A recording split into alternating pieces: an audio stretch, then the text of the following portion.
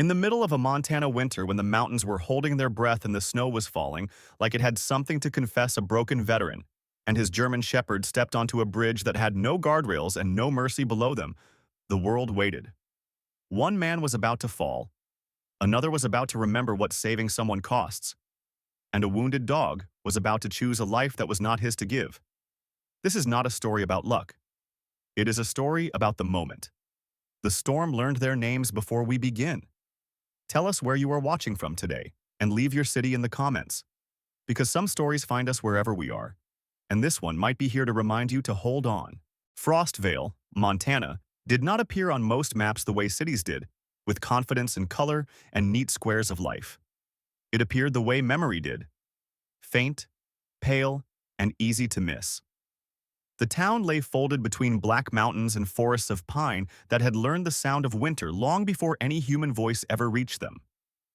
On this night, the sky had lowered itself until it nearly touched the rooftops, and snow fell not gently but with intention, thick as ash, pushed sideways by a wind that had traveled a long way to be cruel. The temperature hovered far below freezing, the kind of cold that did not sting so much as steal things from you: breath, warmth, thought, and sometimes hope. Caleb Harlan, 35 years old, walked that storm with the quiet discipline of a man who had once been trained to move when the world was burning. He stood a little over 6 feet, broad-shouldered without being bulky, his frame lean from years of habit more than vanity. His hair, dark brown and always cut short at the sides, curled slightly at the top when he forgot to trim it. And tonight small clumps of snow clung to it like the world was trying to crown him with winter. His face carried the rough geometry of a man who had not slept well in a long time. A strong jaw shadowed by permanent stubble, a thin white scar just under his right eye from a place and time he did not speak about, and eyes the color of smoke over green, eyes that rarely stopped measuring distance, light, and threat even when there was nothing to fight anymore. Caleb dressed for the cold with the stubborn loyalty of someone who did not trust weather to show mercy. A heavy canvas jacket, faded olive from too many winters, lined with sheepskin, a dark flannel shirt beneath it, thick work gloves, jeans stiff with old ice, and boots scarred by salt and snow. He did not look like a man in search of adventure. He looked like a man trying to get home before the night remembered him. At his left side walked Valor, an 8-year-old German shepherd, black and tan, tall at the shoulder, his chest wide and powerful, his winter coat thick enough to turn frost into decoration. Valor's left ear bore a ragged tear from a fight years ago with a coyote near the edge of town, an encounter that had ended with the coyote retreating and Valor standing in the snow, as if nothing in the world could frighten him again. His eyes were amber, bright, and alert, and they missed very little. He moved with the steady patience of a working dog who understood that speed was not always the same thing as progress. There was something almost solemn about the way he walked, as if each step was part of a duty he had accepted long ago. To Caleb, Valor was not just a dog. He was the last thing that kept the silence from becoming dangerous. They were following a narrow service road that curved between the frozen edge of Frostvale and the deeper mountain trail beyond it. Caleb had chosen the path because it was shorter, and because it did not pass the places where memory liked to gather. He had been in town earlier for supplies, exchanging quiet words with Mrs. Eleanor Wexley, a widowed shopkeeper in her late 60s whose back bent more from time than from weight, her hair always pinned into a careful silver bun, her voice soft but sharp when people tried to cheat her. She had asked him, the way she always did, if he was doing all right, and he had answered, the way he always did, that he was fine. Mrs. Wexley never believed him, but she never pressed. Frostvale survived on that kind of understanding. The wind grew louder as they climbed. Snow thickened, and the forest closed in. The narrow road rose toward a stretch of pale concrete that cut across the darkness like a wound. The unfinished bridge. It had been started 3 winters ago, abandoned when funding disappeared and men went elsewhere to work. No guardrails had ever been installed. Only raw edges, exposed rebar, and a span of concrete that hung over a gorge whose bottom no one could see anymore because the fog had claimed it. Locals avoided it, even the animals did. But tonight, the storm had erased most other paths, and Caleb, chasing the quiet lie of a shorter route, guided Valor toward it. Halfway onto the bridge, Valor stopped. Not the casual pause of a dog listening to snow. This was different. His body stiffened, head lifting, ears angled forward, his tail lowering into a straight line of attention. The fur along his shoulders rose. He released a low sound from deep in his chest that was not a growl and not a whine, but something older and more serious than both. Caleb's hand rose instinctively, as if reaching for a weapon that was no longer there. His heart began to count time the way it used to. He whispered, "What is it, boy?" But the wind tore the words from him and carried them away. Then he heard it. A sound that did not belong to winter. A breath, thin and broken, carried on the wind like a plea that had not learned how to be loud yet. Caleb moved toward the edge of the bridge with careful steps, keeping his weight centered, boots finding what little traction the snow allowed. Valor stayed close, muscles tight, eyes fixed on the void beyond the concrete lip. Caleb lowered himself and leaned over. The fog shifted. Below the bridge, clinging to the raw seam where concrete met steel, was a man. Officer Noah Briggs, 30 years old, hung there by the edge of his existence. He was tall, around 6 feet, his athletic frame stretched thin by gravity and cold. His police uniform, dark blue and meant for streets, not storms, was soaked through at the shoulders and knees. His right glove was torn, the fabric shredded, and his bare fingers were scraped raw, streaked with blood where he had clawed at the ice for purchase. His hair, a light brown that curled slightly at the nape, was plastered to his forehead by sweat and melting snow. His face was lean, sharp cheekbones reddened by the wind, lips pale, his breath coming in jagged clouds that vanished almost as soon as they appeared. His eyes, a clear, steady blue, locked onto Caleb's with the fierce, unblinking focus of a man who had decided he was not allowed to die tonight. There was a bruise on Noah's wrist, dark and ugly, the shape of fingers pressed too hard, too deliberately. For half a second, neither of them moved. Then Noah's grip slipped. Caleb lunged. His gloved hand closed around Noah's wrist, just as gravity tried to finish the sentence the bridge had begun. The shock of contact ran through both of them, sharp and electric. Noah's skin was ice-cold beneath the torn glove, wrong in a way that made Caleb's chest tighten. The bridge, slick with snow, answered with its own cruelty as Caleb's boots slid forward. They were both moving now. Toward the edge. Toward the fog. Toward the place where sound disappeared. And then Valor acted. The German shepherd surged forward, his paws scraping for traction, his jaws closing on the back of Caleb's jacket at the seam where collar met shoulder. He did not bark. He did not panic. He anchored. His body lowered, muscles bunching, hind legs spreading wide, and he pulled with the silent, relentless force of a creature that understood what was being asked of him. Caleb felt the bite through the layers of cloth, sharp and grounding, pain and promise at the same time. He tried to plant his knee, but the ice stole it. The edge loomed closer. The fog below opened like a waiting mouth. "Valor!" Caleb choked, and the dog answered with a strained grunt and pulled harder, dragging Caleb back inch by inch from the lip. Noah's free hand clawed for something that did not exist. His boot scraped the vertical face of the bridge. His breath broke into a sound that might have been a word. Caleb locked his jaw, forced his mind into the narrow tunnel he remembered too well. No past, no future. Just this moment. He tightened his grip on Noah's wrist, careful not to crush bone but unwilling to release even a fraction. Snow landed on Noah's eyelashes and melted. Valor's breath steamed in short, furious bursts. The bridge did not care. Slowly, impossibly, the motion changed. Caleb found a half-inch of purchase with his elbow. Valor pulled. Noah's weight shifted. Another inch. Another. Noah's right forearm slapped onto the concrete edge. He dragged his elbow up, muscles trembling, and for the first time since Caleb had seen him, some of his weight belonged to the living world again. "Good," Caleb rasped, the words sounding like a prayer. Noah forced his chest higher. His left hand still clung to the metal seam beneath the bridge, the rebar cutting into his palm, blood streaking down his sleeve. With a shuddering breath, He released it and slapped that hand onto the surface too. Together, with Valor pulling and Caleb dragging, they hauled Noah onto the bridge in a collapse of limbs and snow and exhaustion. For a long moment, none of them moved. Noah lay on his side, chest heaving, eyes closed, as if afraid that opening them might make this vanish. Caleb released Noah's wrists slowly, flexing his fingers as if they no longer belonged to him.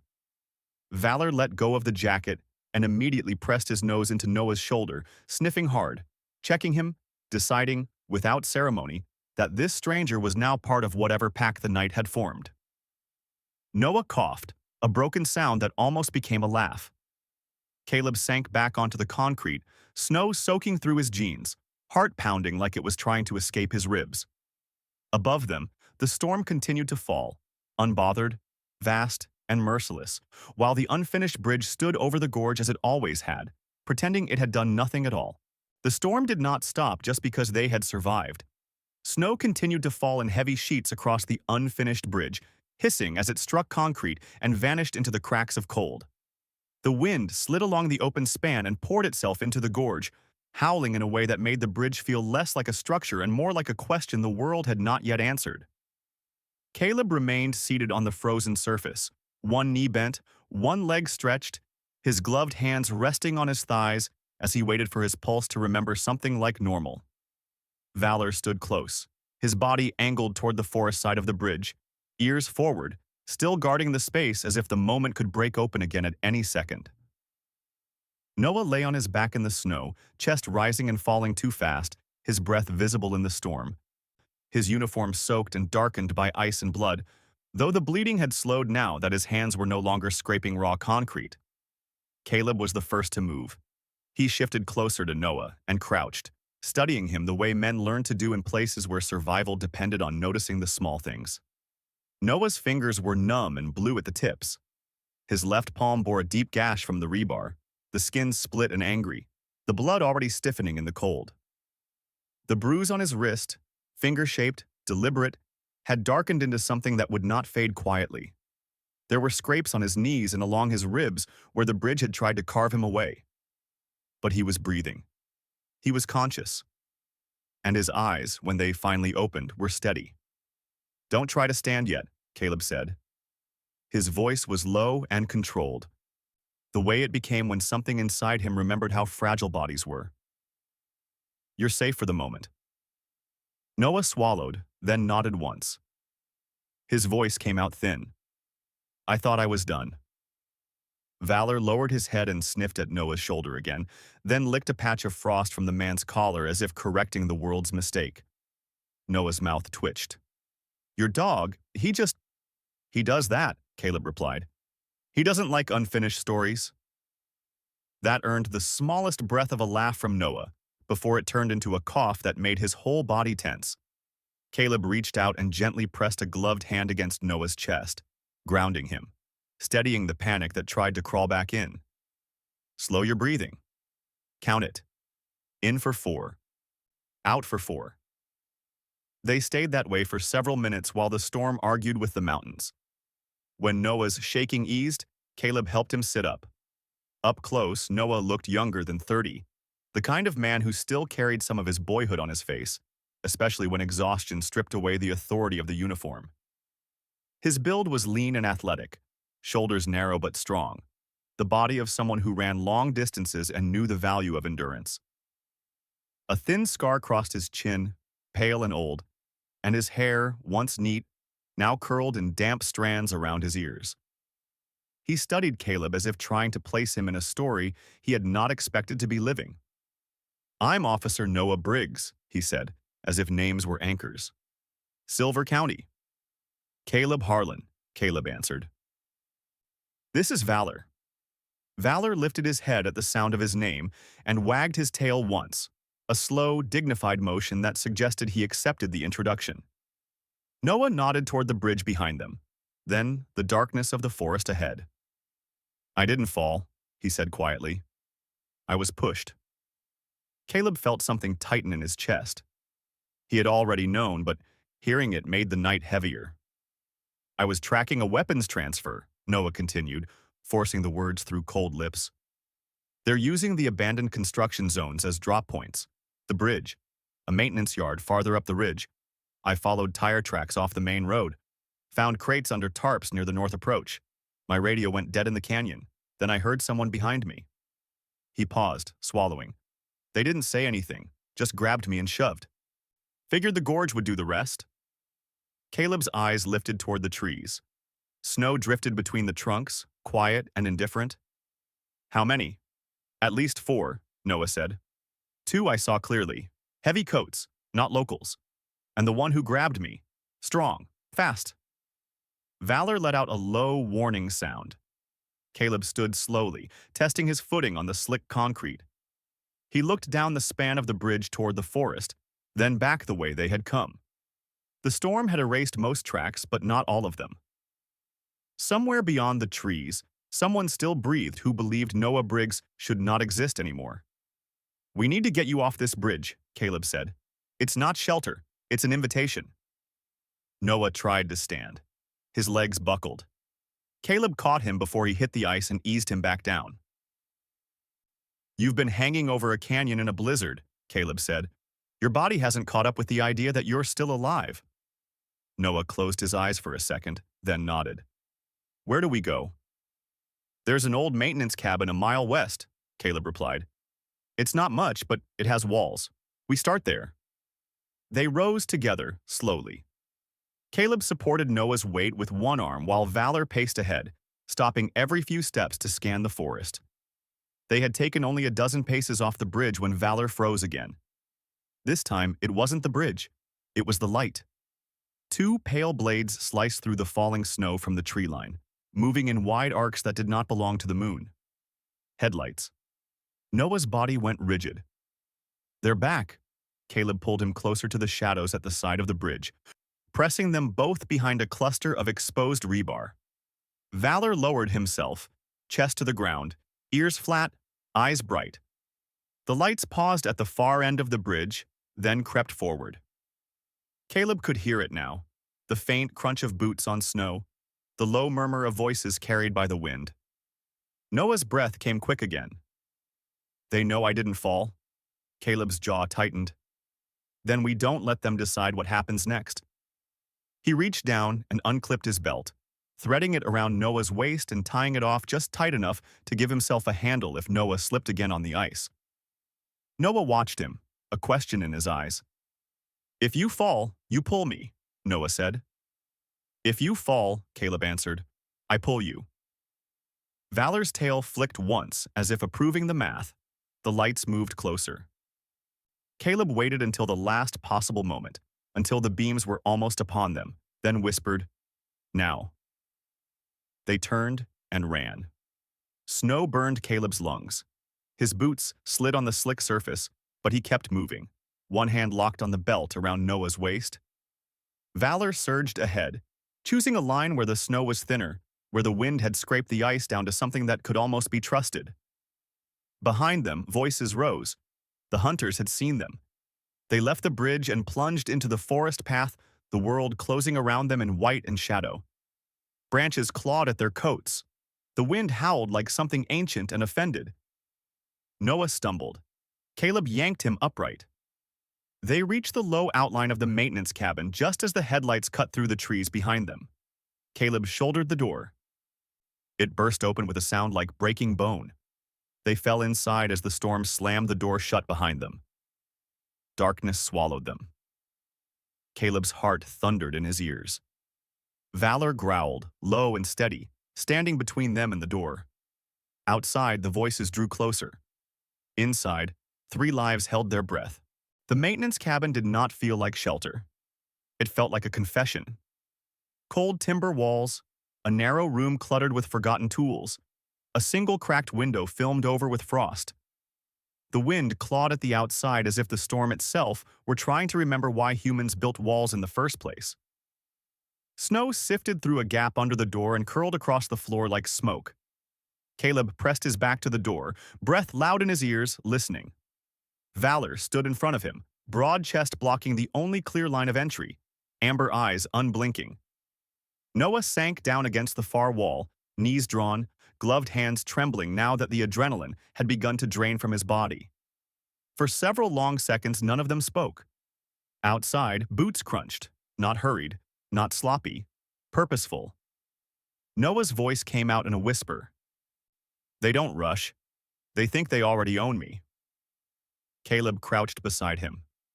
Up close, Noah's face had gone gray with shock, lips faintly blue, eyes still sharp but swimming in exhaustion.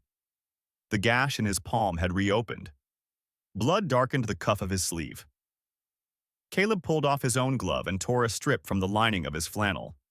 He wrapped it carefully around Noah's hand, tight enough to slow the bleeding, loose enough not to steal warmth. "Pressure," he said. "Keep it there." Noah obeyed. Valor shifted his stance, ears flicking toward the door, tracking every sound with soldierly precision. A beam of light swept across the frost-filmed window. A voice outside, low and satisfied. "He went in there." Another voice, rougher. "Good. Less work." The door rattled once. A test. Caleb's mind moved the way it used to. Fast, narrow, ruthless with fear. He scanned the cabin, rusted shelves, a dented metal desk, a coil of thin rope, a box of flares too old to trust, a busted propane heater, 2 folding chairs, and duct tape. Always duct tape, the universe's answer to desperation. He grabbed the rope and looped it around Noah's chest, making a crude sling so he could be moved quickly if needed. Noah watched him with tired eyes. "Marine?" Noah guessed. Caleb's jaw tightened. "Was." Valor's tail flicked once. The door creaked as a crowbar kissed the frame. Caleb moved the desk slightly, not to barricade, too obvious, but to change the angle of the room.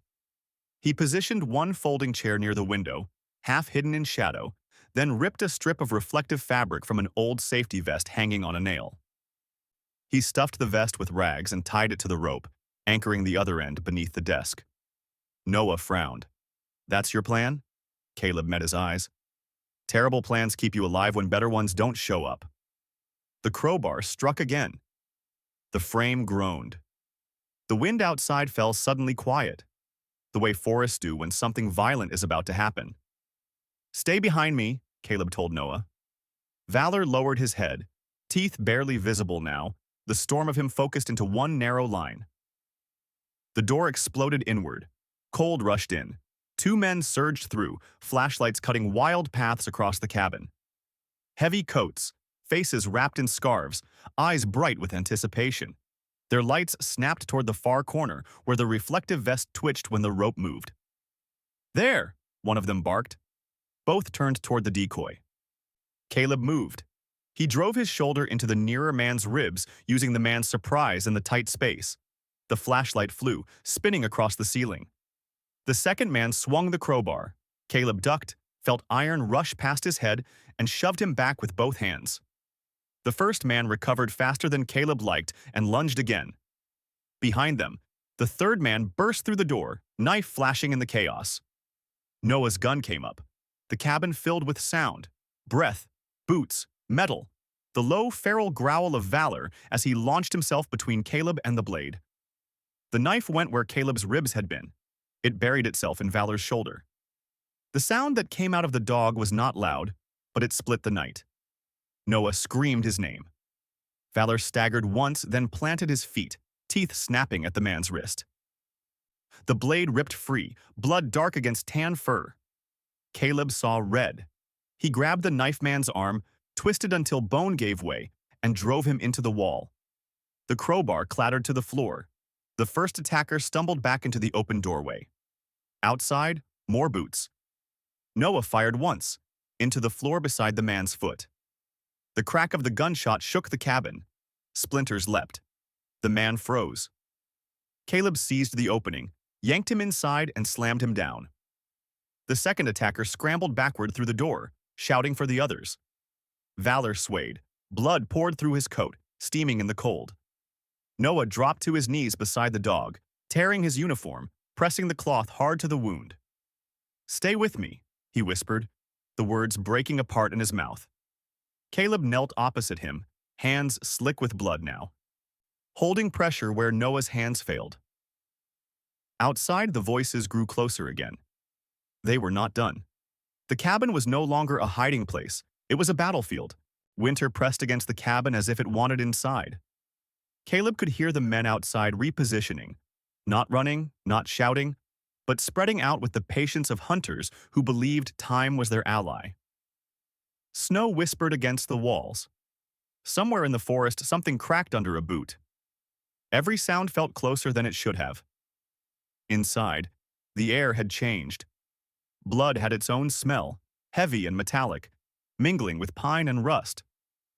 Valor lay on his side between Caleb and Noah, chest rising and falling too fast, his great body trembling as if the cold were trying to shake him apart.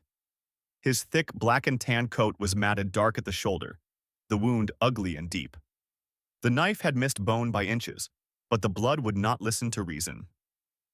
Noah Briggs, 30, knelt at Valor's side, his face pale under the windburn, blue eyes sharp with fear he refused to show. He had stripped his uniform shirt to the undershirt despite the freezing air, using the torn fabric as a compress. His hands shook, not from cold, not from shock, but from the simple, unbearable fact of watching someone else bleed for you. Noah had the kind of face that carried responsibility easily, like a man who had learned young that when things went wrong, people looked at him. Now the weight of that expectation pressed on him like the storm itself. Caleb stayed close, one knee on the floor, one foot braced, one hand holding pressure where Noah's grip slipped. He was 35, but the lines in his face belonged to older weather. His eyes never stopped moving. The door, the window, the broken corner of the frame where a knife had struck. The place where the floorboards creaked differently under weight. Every instinct he had learned overseas was awake now, and none of them believed this would end quietly. Valor's amber eyes flicked open, then shut again. His breath rasped. "Hey," Noah whispered, his voice cracking in places he didn't recognize. "Stay with us. You're not allowed to quit." Valor's tail thumped once against the floor, the smallest motion of stubborn defiance. Outside, a voice called, calm and almost amused. "You're running out of options." Caleb rose slowly and moved to the door, keeping his body between the sound and the people behind him. He did not answer, talking wasted breath. He scanned the room again, his mind mapping angles, weight, and space. The busted propane heater sat in the corner, too heavy to move fast, but heavy enough to hurt if swung. The coil of rope lay where he had dropped it earlier, now stained red at one end. A length of rusted chain hung from a nail near the back wall, old, thick, meant for towing something that no longer existed. Caleb reached for the chain. Noah saw the movement. "What are you thinking?" Caleb did not look at him. "I'm thinking we don't die in this room." The men outside shifted again. Boots scraped. One of them laughed softly, the sound of someone who enjoyed the part where fear started to show. The door shuddered under another test strike. Caleb wrapped the chain once around his fist, the weight of it familiar, grounding. He could feel the storm of his heart steady under the pressure. Noah adjusted the bandage on Valor's shoulder, then looked up, jaw tightening. "They're not going to stop." "No," Caleb agreed. "They're not." Valor stirred, forcing his front legs under him. He tried to rise. His injured shoulder buckled, and he sank back with a low, furious growl. Even wounded, he still wanted to stand in front of the world. Noah slid his arm under Valor's chest, supporting his weight, pressing his own shoulder against the dog's side. "Don't be brave," he murmured. "Let us be brave." Valor's eyes met his. Something passed there that did not need language. Outside, the voices moved closer to the window now. A shadow crossed the frost-glazed glass. Caleb took one step toward it. The window shattered inward. Cold air exploded into the room, shards spraying like ice. A man tried to climb through, flashlight beams stabbing the dark. Caleb seized the folding chair and hurled it. The metal frame struck the man's chest mid-entry, tangling him, knocking him back into the snow with a curse. Noah fired again, a warning shot that cracked the night and drove the point home. The door burst open at the same time. Two men surged in. Caleb met the first with the chain. It snapped out like lightning, catching the man's wrist. Bone popped. The man screamed. Caleb did not follow the sound. He followed the opening, driving his shoulder into the second attacker, slamming him into the wall, forcing the air from his lungs. Noah moved fast, trained, efficient.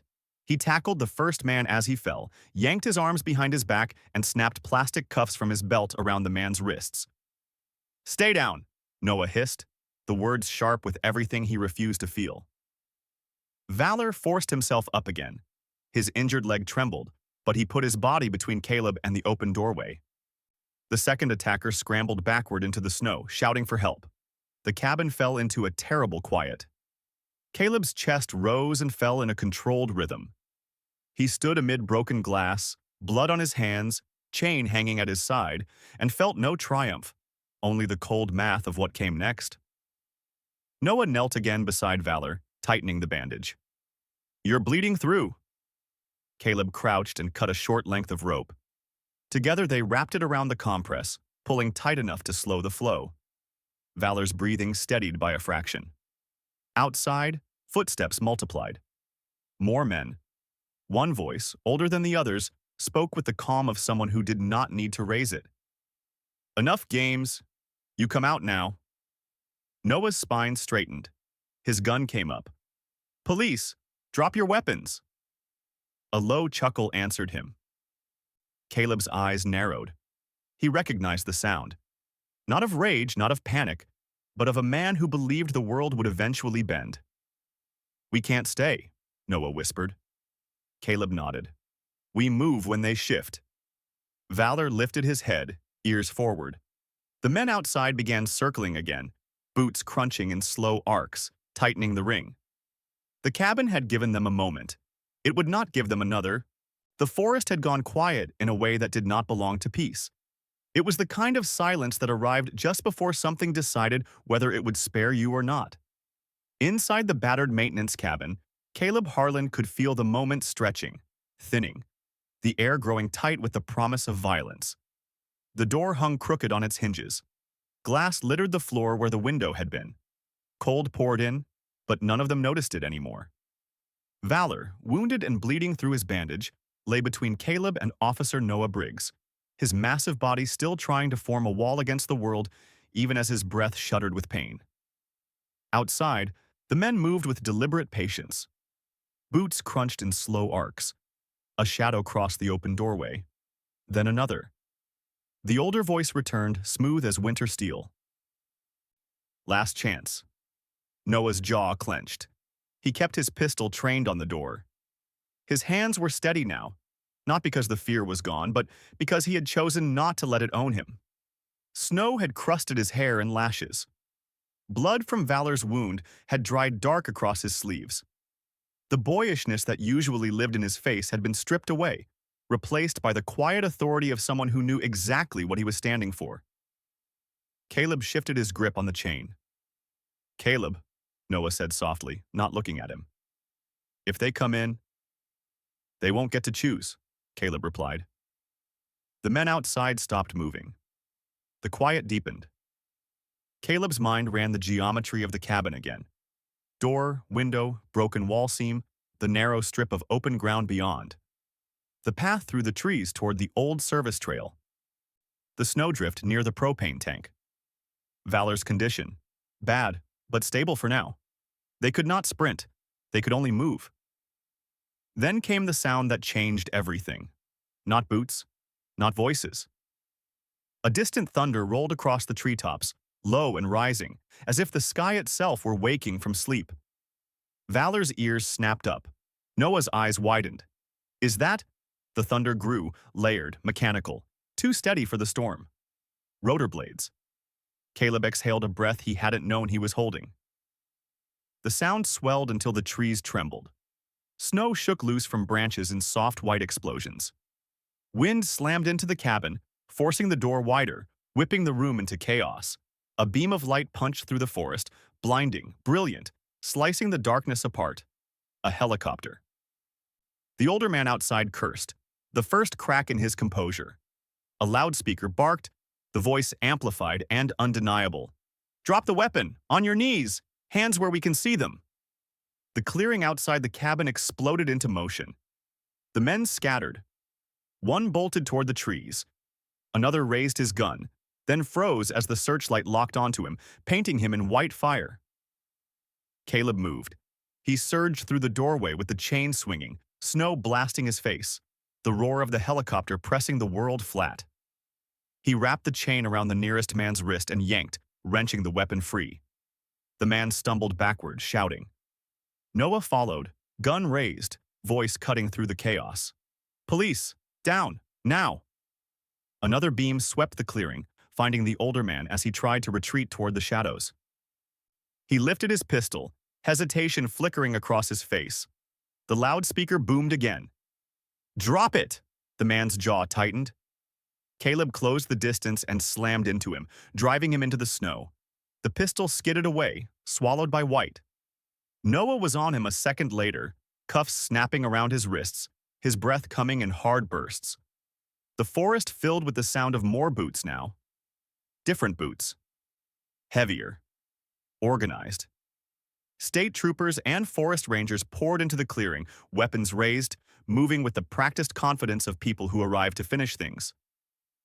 One knelt beside Valor immediately. Another grabbed Noah's shoulder. We've got medics coming in now. Caleb stood there for a moment, chest heaving, chain hanging loose in his hand, snow plastered to his coat. He watched as they lifted Valor carefully onto a stretcher, the dog's eyes half open, amber gaze finding Caleb's face. You're not done, Caleb murmured. Not yet. Valor's tail thumped weakly. The medic pressed gauze to the wound, voice calm and professional. He's a tough one. Noah followed the stretcher as they carried Valor toward the helicopter, his hand never leaving the dog's fur. The rotors roared overhead, whipping the night into a storm of light and snow.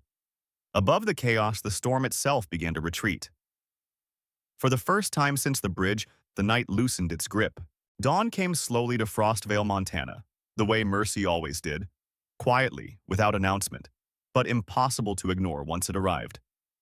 The storm that had ruled the mountains all night was retreating now, pulling its gray curtains across the sky and leaving behind a pale blue morning streaked with the soft gold of returning sun.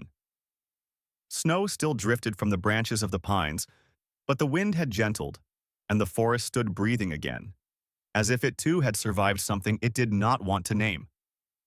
The hospital in Frostvale was small, more like a sturdy house than a place where life decided things, but its windows glowed with warmth and promise. Caleb Harlan stood outside the emergency entrance, steam rising from his coat, his hands tucked deep into his pockets, feeling the ache in his shoulders finally reach the surface now that the night had released him. He had not slept. His face was drawn, stubble dark against pale skin, eyes still scanning instinctively, as if the forest might follow him into town. He had shed his jacket inside earlier, and the faint smear of blood across the cuff of his flannel remained, stubborn as memory.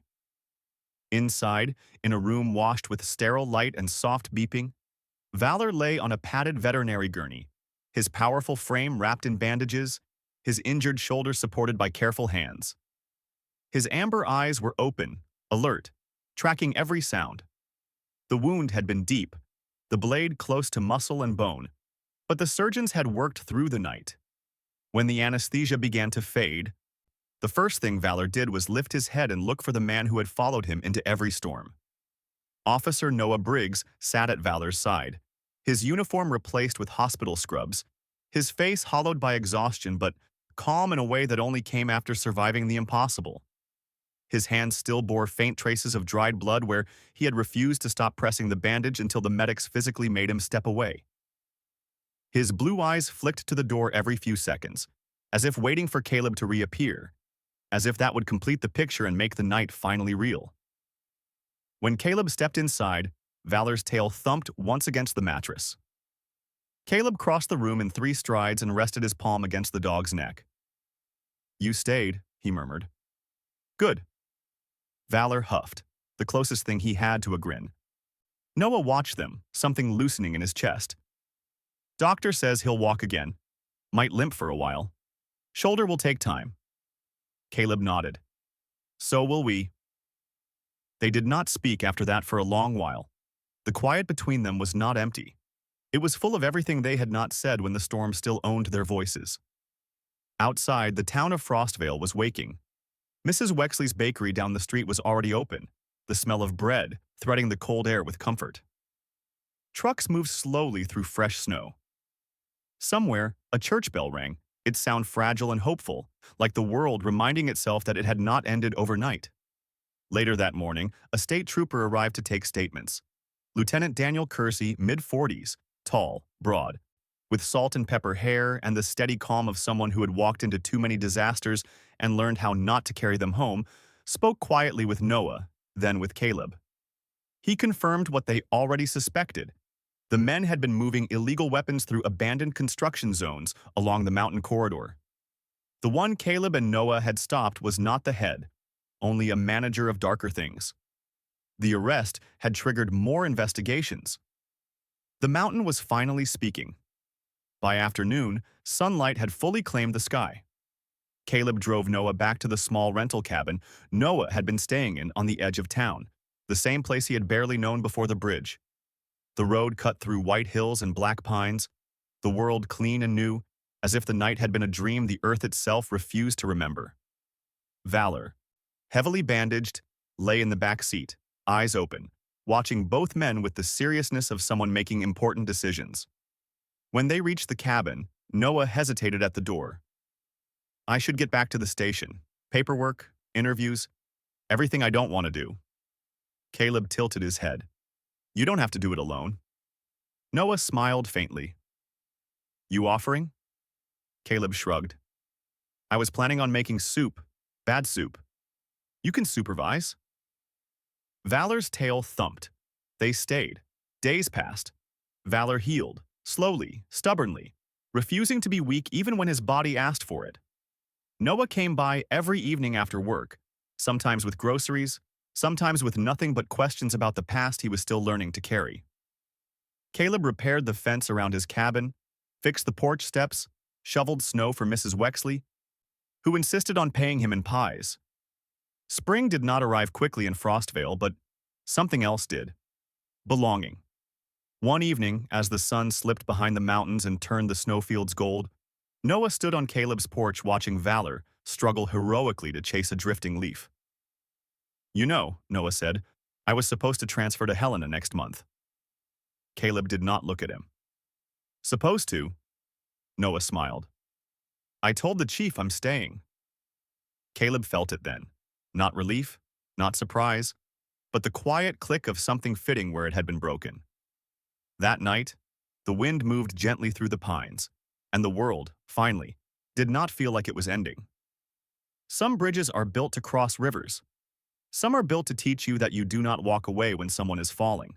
And sometimes, when the storm remembers your name, it leaves you with a morning worth living for. Sometimes the miracle is not that the storm stops. Sometimes the miracle is that a hand still reaches for another, that a heart refuses to give up, that a wounded soul stays standing when everything says fall. This story reminds us that God does not always arrive with thunder and fire. Sometimes he arrives as a stranger who chooses to stay, as a loyal dog who gives more than he ever takes, as a quiet moment when you decide not to walk away.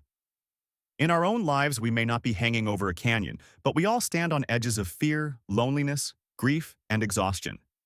And it is in those moments that God's grace meets us, not by removing the pain, but by giving us the strength to carry it together. If this story touched your heart, please share it with someone who needs hope today. Tell us where you are watching from in the comments. Do not forget to like and subscribe to this channel so we can continue sharing stories that heal and lift the spirit. May God bless you and your family, keep you safe, and guide your steps. And if you believe that God still works miracles in quiet ways, type Amen in the comments so we can pray together.